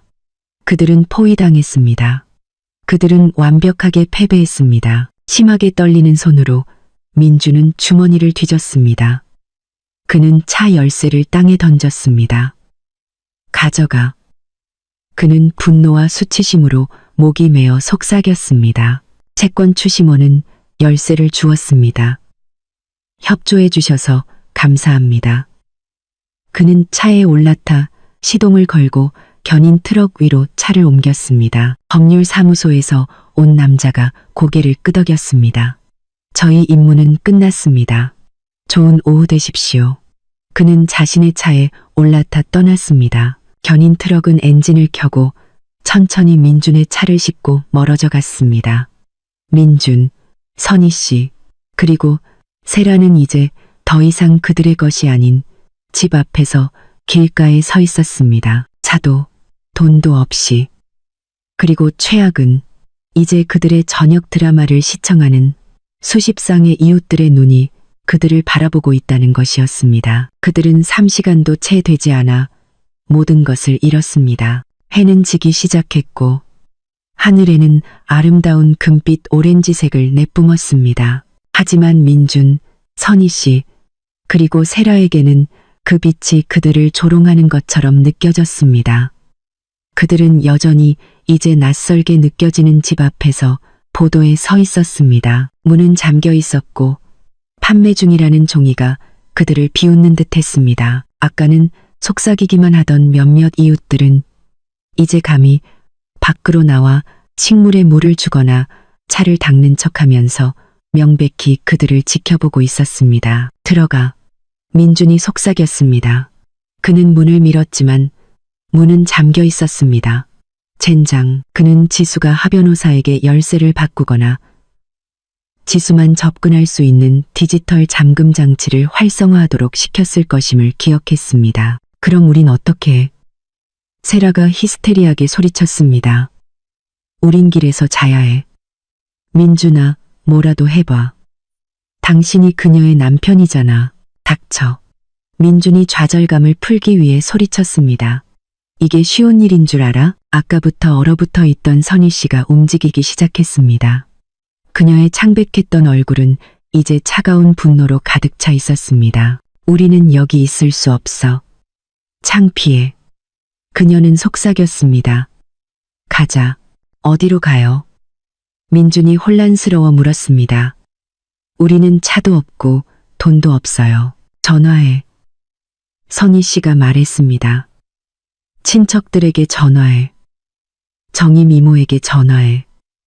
내 삼촌에게 전화해서 데리러 오라고 해. 민주는 망설였습니다. 지수와 성공적으로 결혼한 이후로 그의 가족은 다른 친척들과 거리를 두었습니다. 선희 씨는 항상 자신이 가장 대단하다고 느꼈지만 이제 선택의 여지가 없었습니다. 그는 휴대폰을 꺼내 연락처를 열었습니다. 그는 삼촌에게 전화를 걸었습니다. 전화가 연결되었습니다. 여보세요, 민준아, 웬일이니? 삼촌이 받았습니다. 여보세요, 삼촌. 죄송합니다. 제가 방금 좀, 오, 그래, 준아. 삼촌이 방금 너에게 카카오톡 하려던 참이었어. 삼촌이 말을 잘랐습니다. 삼촌이 재단 게시물을 봤단다. 와, 내 아내 지수 정말 대단하다. 1억 5천만 원. 어머니 이름으로 기부를 했더구나. 삼촌은 그룹에서 너희가 세라 결혼식 때문에 돈이 필요하다고 들었는데, 와, 지수는 정말 현숙한 아내야. 어머니와 자손을 더 중요하게 생각했어. 넌 정말 운이 좋구나. 민주는 침묵했습니다. 그 소식은 불보다 더 빨리 퍼졌습니다. 그의 삼촌은 그를 칭찬하고 있었지만 그것은 주먹으로 맞는 것처럼 느껴졌습니다. 준아, 여보세요? 왜 말이 없어? 예, 삼촌, 있잖아요. 저희가 길에서 좀 문제가 생겨서요. 삼촌이, 아, 미안하다. 준아, 삼촌 지금 출장 중이야. 다음에 보자. 지수에게 안부 전해줘. 삼촌이 그녀를 정말 자랑스러워한다고 말해줘. 뚝, 전화가 끊겼습니다. 민주는 정임 이모에게 전화하려고 했습니다. 대답은 같았습니다. 와, 민준아, 이모 정말 바쁘단다. 지금 개모임 중이야. 너와 지수 말인데 내 아내가 얼마나 화제가 되었는지 아니? 예쁘고 부자고 심지어 현숙하기까지 하잖아. 잘 지켜야 해. 그럼 이만. 아무도 돕고 싶어 하지 않았습니다. 1억 5천만 원 기부 소식은 지수를 대가족의 눈에 천사로 만들었고 간접적으로 민준, 선희 씨, 세라를 탐욕스러운 악당으로 만들었습니다. 누가 방금 숙주에게 굴욕을 당한 기생충을 돕고 싶겠습니까? 오빠의 얼굴에서 절망을 본 세라는 다른 아이디어를 냈습니다. 예비 남편, 현우.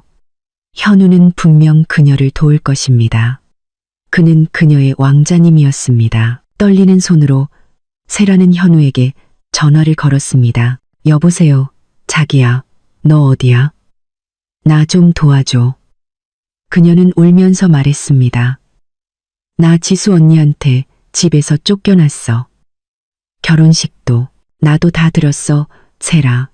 전화 저편의 현우의 목소리는 차가웠습니다.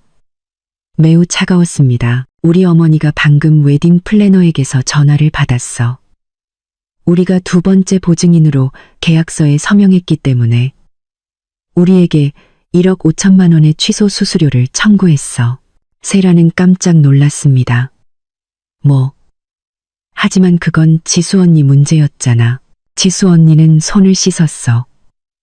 그녀의 변호사가 그녀가 너희 빚에 대해 책임이 없다고 말했어. 그리고 이제 우리 가족의 명예가 걸려 있어. 어머니가 너를 만나라고 하셨어. 내 위치 보내. 세라가 기대했던 다정한 목소리가 아니었습니다. 그것은 분노에 찬 목소리였습니다. 하지만 세라는 공황 상태에서도 여전히 희망을 품었습니다. 응, 자기야. 보낼게. 빨리 와. 그들 세 사람은 텅 빈 단지 경비실에서 기다렸습니다. 30분 후 고급 세단 한 대가 멈춰 섰습니다. 현우 혼자가 아니었습니다. 현우는 그의 어머니와 함께 내렸습니다. 뻣뻣하고 화려한 보석을 착용한 여인이었습니다. 세라. 현우의 어머니가 말을 자르지 않고 말했습니다. 선희 씨, 이게 그 명문가라던 가족인가요? 알고 보니 며느리에게 얹혀 사는 신세였군요. 말 조심하세요. 선희 씨가 약하지만 단호하게 속삭였습니다. 말 조심할 필요 없어요. 현우 어머니가 소리쳤습니다. 당신들이 우리 가족에게 굴욕을 줬어요. 돈도 없으면서 호화로운 결혼식을 예약했어요. 그리고 이제 우리가 1억 5천만 원의 취소 수수료비 때문에 쫓기고 있어요. 세라는 현우를 올려다보며 애원했습니다. 현우야, 제발 자기야. 현우는 시선을 돌렸습니다. 그는 세라를 쳐다볼 용기가 없었습니다. 미안해, 세라. 그는 조용히 말했습니다. 어머니 말이 맞아. 난 사기꾼 가족의 여자와 결혼할 수 없어. 사기꾼? 세라가 소리쳤습니다. 네, 사기꾼. 현우 어머니가 대답했습니다. 부자인 척했지만 알고 보니 가난했죠. 이 결혼은 취소입니다. 그리고 잘 들으세요. 저희는 당신들의 빚을 갚지 않을 것입니다. 우리는 1억 5천만 원에 대해 법적으로 당신들에게 청구할 것입니다. 여기 청구서입니다. 즐겁게 보세요. 그녀는 웨딩 플래너의 청구서 한 장을 세라의 가슴에 던졌습니다. 현우와 그의 어머니는 차에 올라타 떠났습니다. 세라는 충격으로 보도에 주저앉아 빚 청구서를 붙잡았습니다. 민준과 선희 씨는 그저 바라볼 수밖에 없었습니다. 그들은 최저점에 도달했습니다. 쫓겨나고 차도 없고 돈도 없고 도와줄 친척도 없고 이제 1억 5천만 원의 빚으로 고소당했습니다. 그날 밤 그들은 민준의 지갑에 남아있던 남은 현금 아직 보관하고 있던 지수의 5만 원과 몇 장의 10,000원짜리 지폐를 사용하여 택시를 타고 민준이 생각할 수 있는 가장 굴욕적인 장소로 갔습니다. 그가 가난한 대학생이었을 때 살았던 도시 외곽의 좁은 골목길에 있는 작은 쪽방집이었습니다. 그곳은 비좁고 후덥지근하고 하수구 냄새가 났습니다. 더러운 쪼그려 앉는 화장실 하나와 작은 부엌이 딸린 방 하나뿐이었습니다. 이것이 그들의 새로운 현실이었습니다. 다음날 아침 민주는 남은 자존심으로 사무실에 가려고 했습니다. 그는 이웃에게 빚을 지고 오토바이를 타고 갔습니다. 그는 그의 웅장한 사무실 로비에 도착했습니다. 그가 출입 카드를 대었을 때 회전문은 움직이지 않았습니다. 빨간불이 들어왔습니다. 출입 거부. 그는 인사과에 전화했습니다. 민준 씨, 죄송합니다. 회사 구조조정과 사장님의 업무 성과 평가에 따라 저희는 부득이하게 사장님을 해고하게 되었습니다. 오늘부로 효력이 발생하며 해고 통지서는 이메일로 보내질 것입니다. 구조조정. 민주는 그것이 거짓말이라는 것을 알았습니다. 이 회사는 지수 가족 회사의 사업 파트너였습니다. 지수나 그녀의 변호사에게서 걸려온 한 통의 전화로 그를 파괴하기에 충분했습니다.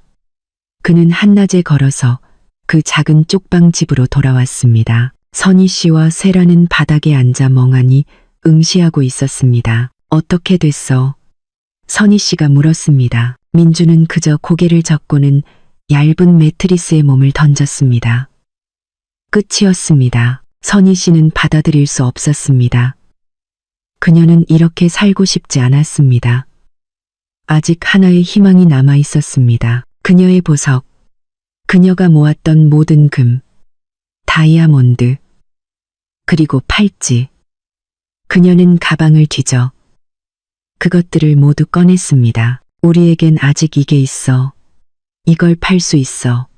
그녀가 말했습니다. 그녀는 골목 밖으로 걸어나가 가장 가까운 전당포를 찾았습니다. 그녀는 남은 5만함을 가지고 들어갔습니다.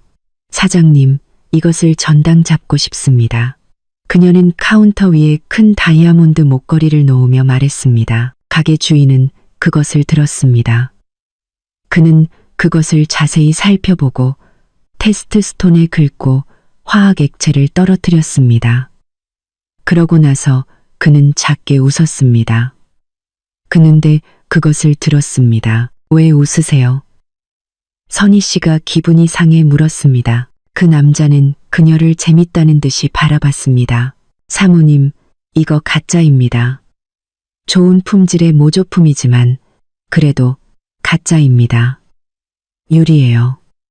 큐빅이요. 다이아몬드가 아닙니다. 가짜라고? 선희 씨는 믿을 수 없다는 듯 되풀이했습니다. 그 남자는 그녀의 금팔찌를 집어들었습니다. 이것도 금 코팅일 뿐입니다. 안에는 노쇠입니다. 그는 선희 씨의 모든 보석을 확인했습니다. 모두 가짜입니다. 사모님, 하나도 진짜가 없어요. 선희 씨는 멍해졌습니다. 그녀는 이 보석들의 대부분을 민준이 사준 것을 기억했습니다. 지수의 돈으로 사준 것을 말입니다. 민준이나 지수가 그녀에게 그동안 가짜를 주었던 것입니다. 그녀의 모든 자존심이 가짜였습니다.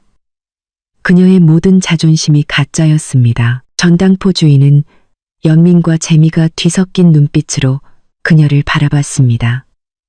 이거 고물상에 무게로 팔아도 5만 원이나 받을까 모르겠네요.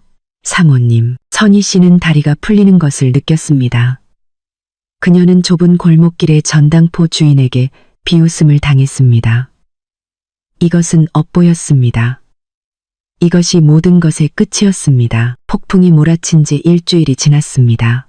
지수가 계좌를 동결하고 송금을 중단하고 그녀의 시댁 식구들을 뒤흔든 기부 증명서를 보낸 지 일주일이었습니다. 중환자실 안에서는 시간이 다르게 흘렀습니다. 지수는 더 이상 그들을 생각하지 않았습니다. 그녀의 휴대폰은 이제 깨끗했습니다. 그녀는 번호를 바꾸고 하 변호사와 어머니에 가까운 친척 몇 명에게만 알려주었습니다. 그녀의 초점은 병원 침대에 누워있는 여인에게 100% 쏠려 있었습니다. 매일 아침 그녀는 어머니의 귀 옆에서 경전을 읽었습니다. 매일 오후 그녀는 어머니가 들을 수 있는 것처럼 좋은 일들을 이야기했습니다. 그녀는 1억 5천만 원 기부에 대해 이야기했습니다. 엄마. 그녀는 어느 날 오후 따뜻한 수건으로 어머니의 팔을 닦으며 조용히 속삭였습니다. 지수는 엄마가 원하셨던 대로 어린이 암 재단에 엄마 이름으로 복을 나누어 드렸어요. 엄마 덕분에 10명의 아이들이 치료를 받을 수 있게 되었어요. 그들 모두 엄마를 위해 기도하고 있대요. 그들이 말했어요. 빨리 나으세요. 나이 어머니. 일어나셔야 해요. 그들의 기도를 들으셔야 해요. 그녀는 그것을 주문처럼 매일 반복했습니다. 그녀는 어머니뿐만 아니라 자신을 위해서도 희망을 심었습니다. 그리고 그날 아침 기적이 일어났습니다.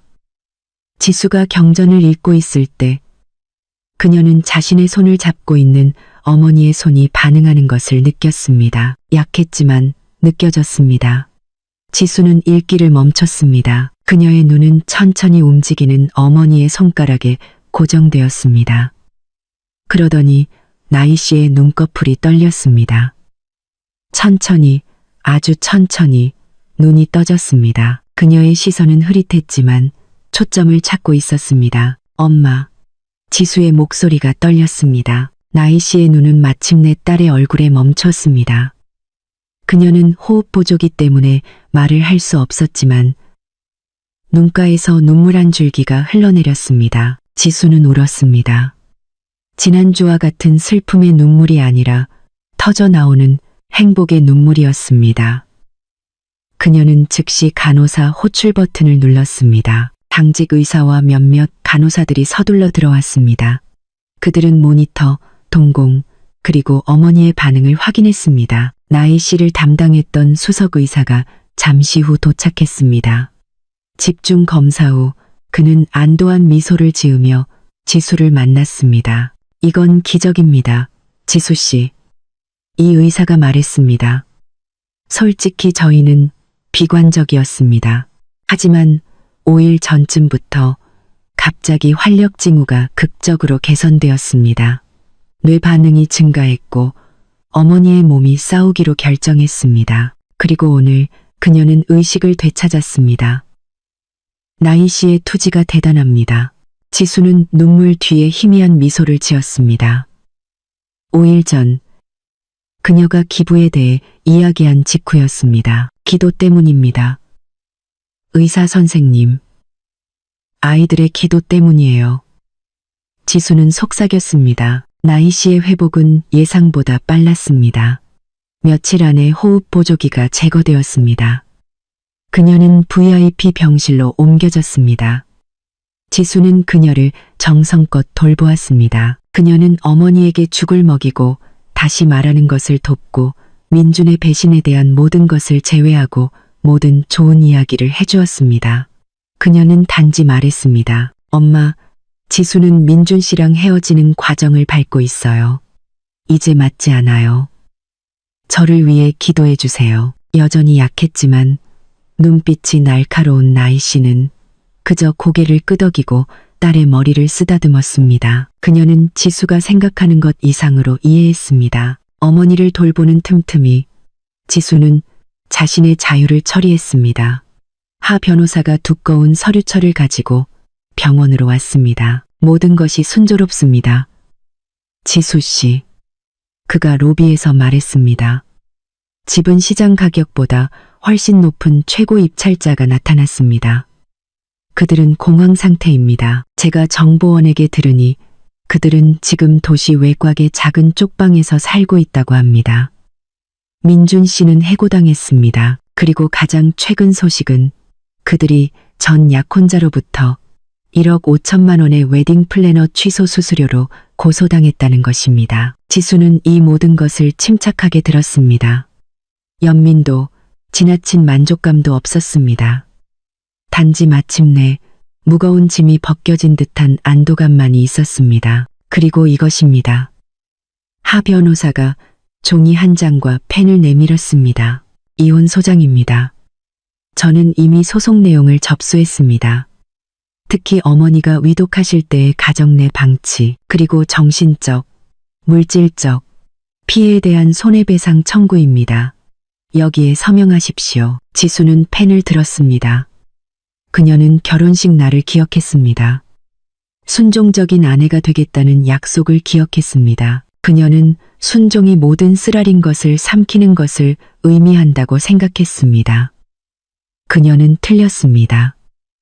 그녀는 깊은 숨을 들이마시고 망설임 없이 단호하게 서명했습니다. 그것은 이혼 소장에 대한 서명이 아니었습니다. 그것은 그녀의 독립선언에 대한 서명이었습니다. 2주 후 나이 어머니는 퇴원이 허락되었습니다.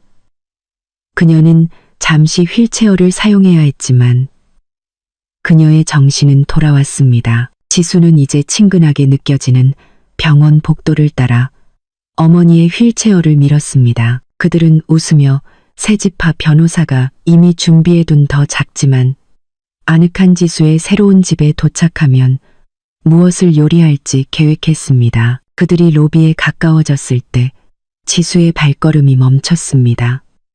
한 남자가 그들의 길을 막고 서 있었습니다. 그 남자는 더럽고 머리가 길었고 정리되지 않았습니다.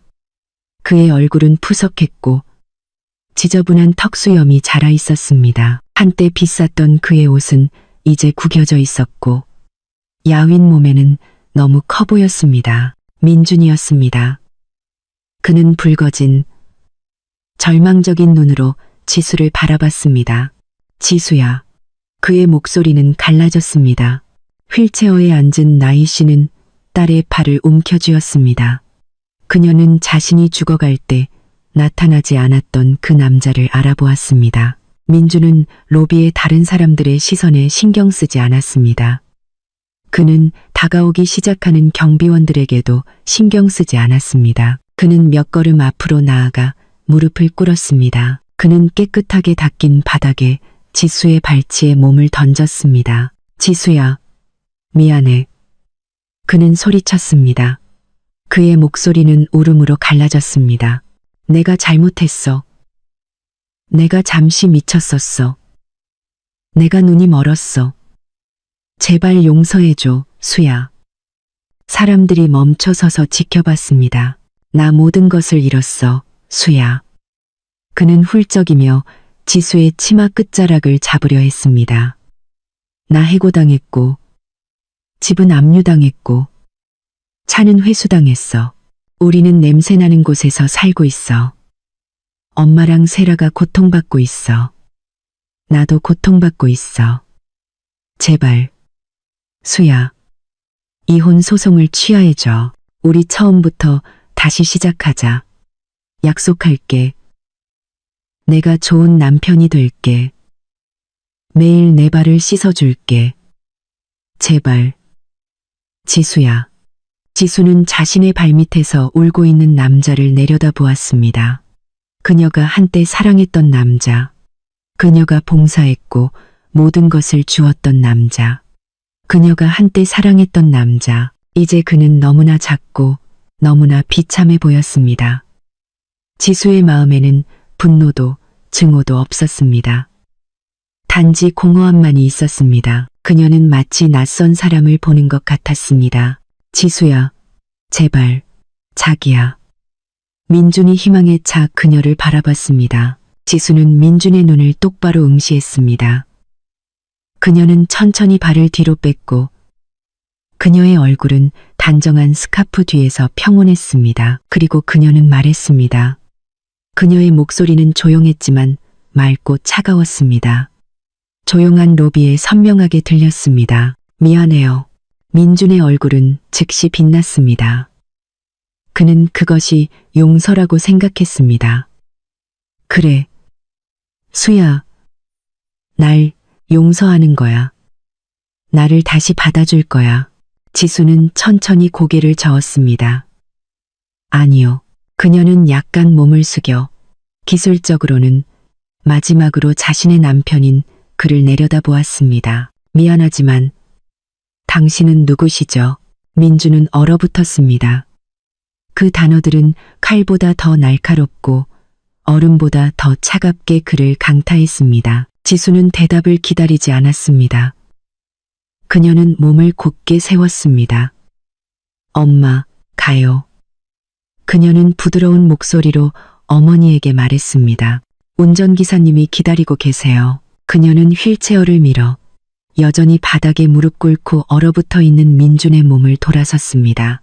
그녀는 자동문 밖에 햇빛을 향해 똑바로 걸어갔습니다. 그녀는 뒤돌아보지 않았습니다. 단 한 번도 민준을 로비에 홀로 남겨두고 스스로의 비참함에 빠져들게 했습니다. 6개월 후 인천국제공항 J터미널.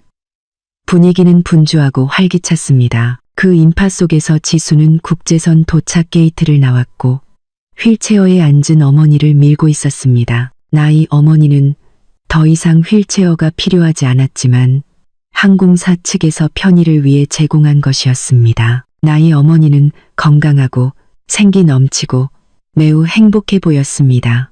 그녀의 얼굴은 밝았고 볼은 다시 통통해졌습니다. 그녀는 암스테르담에서 산 튤립 꽃다발을 들고 있었습니다. 정말 감사합니다.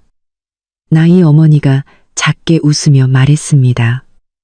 비엔나와 이스탄불 여행 정말 멋졌죠. 얘야, 멋졌죠, 엄마. 지수가 그들의 수화물 카트를 밀며 말했습니다. 제주도 가는 것보다 훨씬 아름답지 않았나요? 그녀는 어머니에게 농담을 건넸습니다. 둘 다 웃었습니다. 그것은 한때 선희 씨가 요구했던 휴가 여행이었습니다. 지수는 그것을 훨씬 더 호화로운 방식으로 자신의 어머니를 위해 실현했습니다. 이거 끝나면 엄마는 집에서 바로 쉬세요.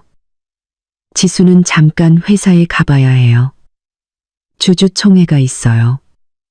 지수가 말했습니다. 이혼이 완료된 후 그녀는 모든 것을 되찾았습니다. 민주는 단 한 푼도 얻지 못했습니다. 지수는 어머니가 잠시 멀리서 관리했던 아버지의 유산회사를 되찾았습니다. 재무 분야에서의 그녀의 지성과 새로운 단호함으로 그녀는 6개월 만에 회사의 상황을 뒤집었습니다. 그녀는 이제 존경받는 CEO였습니다. 도시의 다른 편, 좁고 후덥지근한 골목길의 작은 쪽방에서 페인트가 벗겨진 문이 열리며 소리가 들렸습니다. 너는 아침부터 휴대폰만 만지고 있니? 쓸모없는 것. 와서 이거 꿰매는 것 좀 도와줘. 주문한 사람이 기다리고 있어. 그것은 선희 씨의 목소리였습니다. 그녀는 10년은 더 늙어 보였습니다. 항상 부풀려 올리던 그녀의 머리는 이제 얇아졌고 대충 묶여 있었습니다. 그녀는 낡은 재봉틀 앞에서 조각난 천더미에 둘러싸여 바닥에 앉아 바느질에 바빴습니다. 그녀는 이제 이웃들의 옷을 수선해주는 재봉사였습니다. 한 벌당 5,000원을 받았습니다. 똑같이 초췌해진 세라는 휴대폰을 매트리스에 던졌습니다. 뭐예요? 엄마, 나 지금 물건 팔려고 라이브 스트리밍하고 있는데 아무도 안 본단 말이에요. 그녀는 좌절하며 소리쳤습니다. 이거 다 엄마 때문이야. 엄마가 탐욕스러워서 그래. 그때 지수 언니한테 잘해줬더라면 우리 삶이 이렇지 않았을 거 아니야. 감히 엄마 탓을 해. 선희 씨가 일어섰습니다. 그녀의 눈이 튀어나왔습니다. 이거 다 너 때문이야. 네가 호화로운 결혼식을 원했던 응석바디 때문에, 그리고 내 오빠 그 비겁한 민준 때문이야. 한 달 동안 돈 한 푼도 안 보내고 있어. 지금 어디에 있는지조차 모르겠어. 돈이 없으니까 못 보내줘. 세라가 소리쳤습니다. 엄마는 시장 인부 월급이 얼마인 줄 알아요? 자기 먹고 살기도 빠듯할 거예요. 흥, 똑같아. 너희 모두 쓸모없는 자식들이야. 선희 씨는 바람 빠진 손베개를 세라에게 던졌습니다. 두 사람은 격렬한 싸움을 벌였습니다. 서로 머리채를 잡고 욕설을 퍼부으며 더러운 부엌에 남아있는 마지막 인스턴트 라면을 누가 먹을 차례인지 다퉜습니다. 그들은 가난과 상호 비난의 굴레에 갇혀 있었습니다. 다른 곳, 축축하고 비린내, 나는 도매시장에서 태양이 막 떠올랐습니다. 하지만 한 남자는 이미 땀으로 흠뻑 젖어 있었습니다. 그는 야위었고 피부는 햇볕에 그을려 검게 변했습니다. 어깨가 찢어진 그의 작업복은 앙상한 등뼈에 달라붙어 있었습니다. 그는 민준이었습니다. 그는 수백 킬로그램의 쌀자루가 가득 실린 무거운 손수레를 밀기 위해 고군분투하고 있었습니다. 어이 민준, 빨리 움직여. 멍하니 있지 말고. 건너편에서 작업반장이 소리쳤습니다. 민준은 헐떡이며 힘없이 고개를 끄덕였습니다. 그는 남은 힘으로 그 손수레를 밀어 트럭이 물건을 실어갈 큰 길가로 가져갔습니다. 트럭을 기다리는 동안 그는 잠시 멈췄습니다. 그는 더러운 소매로 이마에 땀을 닦았습니다. 그의 지친 눈은 길 건너편을 응시했습니다. 그곳의 건물 위에서 거대한 전광판이 한 아침 방송 시상식을 생중계하고 있었습니다. 올해의 젊은 박애주의 자상이 카메라가 무대에 오르는 한 여성을 비췄습니다. 우아한 크림색 정장을 입은 여성이었습니다. 그녀는 밝게 웃으며 크리스탈 트로피를 받았습니다.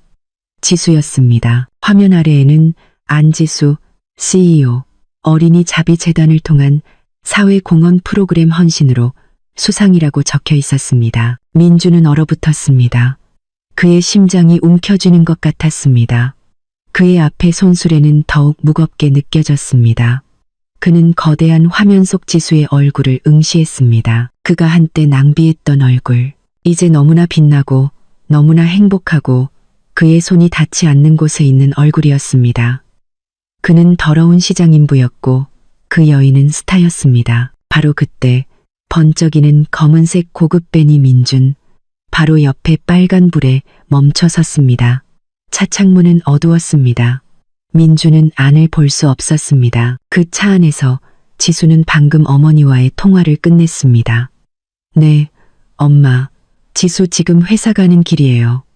엄마는 쉬세요. 그녀는 휴대폰을 내려놓고 창밖을 흘끗 보았습니다.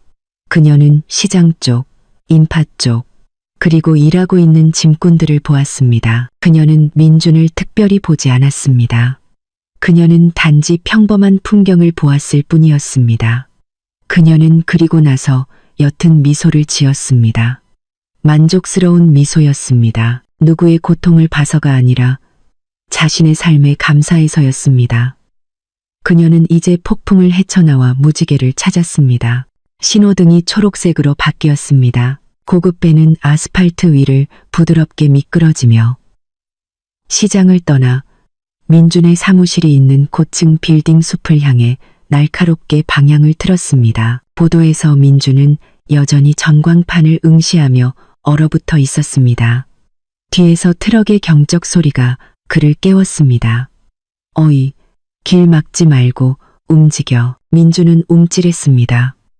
그는 깊숙이 숙이며 땀과 후회의 눈물로 가득 찬 얼굴을 숨겼습니다. 그는 다시 손술의 손잡이를 잡고 아침 햇살 아래서 남은 힘으로 그의 업보를 밀었습니다.